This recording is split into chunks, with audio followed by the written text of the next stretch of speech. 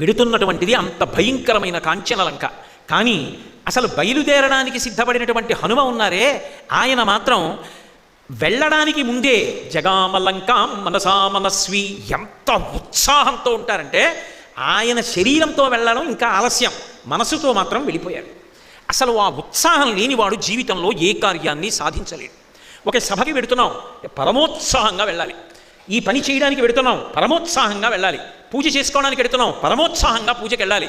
ఉత్సాహం లేకుండా నీరు కారిపోతూ ఏ పని చెయ్యాలన్నా అబ్బా ఇది చెయ్యాలా అని ఏడుస్తూ వెళ్ళిన వాడు అసలు కార్యమునందు నిలబడలేడు, వాడు బరువు కార్యానికి.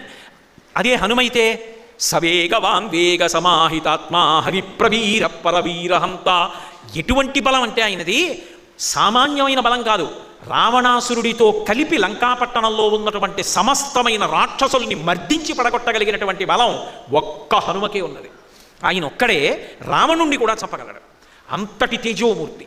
ఆయన బలం అంతా ఇంతా కాదు. అందుకే అమ్మవారి చూడామణిని చేత్తో పట్టుకున్న తర్వాత ఆ గడప మీద కూర్చుని, తోరణం మీద కూర్చుని జయమంత్రం చెప్తారు. జయిత్యతి బలో రామో లక్ష్మణస్య మహాబల రాజాయ జయితి సుగ్రీవో రాఘవేణాభిపాలిత దాసోహం కోసలేంద్రస్య రామస్య క్లిష్టకర్మణ హనుమాన్ శత్రుసైన్యానాం నిహంతా మరుతత్మజ న రావణ సహస్రం మే యుద్ధే ప్రతిఫలం భవేత్ శిలాభిస్తు ప్రహరతః పాదపైశ్చ సహస్రశః అర్దయిత్వా పురీం లంకాం అభివజ్యత మైథిలీం సమృద్ధార్థో గమిష్యామి శతాం సర్వరక్షసాం అంటారు. నేను ఎలా వచ్చానో అలా సీతమ్మ దర్శనం చేసుకుని మళ్ళీ వెళ్ళిపోతాను.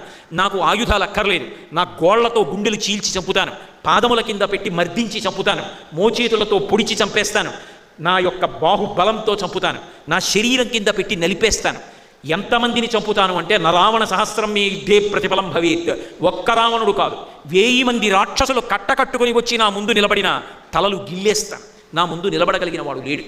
అంతటి బలపరాక్రమములు కలిగిన వాడైనటువంటి హనుమ, ఆయన తేజస్సు అనితర సాధ్యం. అందుకే మహర్షి హనుమ యొక్క యుద్ధం గురించి చెప్తూ ఒక మాట అంటారు. హతైర్నాగైశ్చ తురగై భగ్నాక్షైశ్చ మహోరథై హతైశ్చ రాక్షసైర్భూమి రుద్ధమార్గా సమంతతః అంటారు.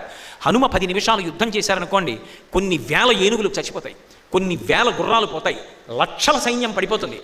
పావు గంట యుద్ధం చేస్తే 80,000 మంది కింకరుల మూకని, 7 సేనాగ్రనాయకుల్ని, 7 మంత్రిసుతుల్ని, విరూపాక్ష యూపాక్షౌ దుర్ధరం చైవనాయకం ప్రగసం భాసకర్ణంచ పంచసేన అగ్రనాయకం అని విరూపాక్ష యూపాక్ష దుర్ధర ప్రగస భాసకర్ణులు అనేటటువంటి 5గురిని, కొన్ని లక్షల సైన్యాన్ని, చైత్య ప్రాసాదాన్ని, అశోకవనాన్ని కేవలం హనుమ ఒక్కరే భంజించేశారు అంటే అసలు ఆయన యొక్క బల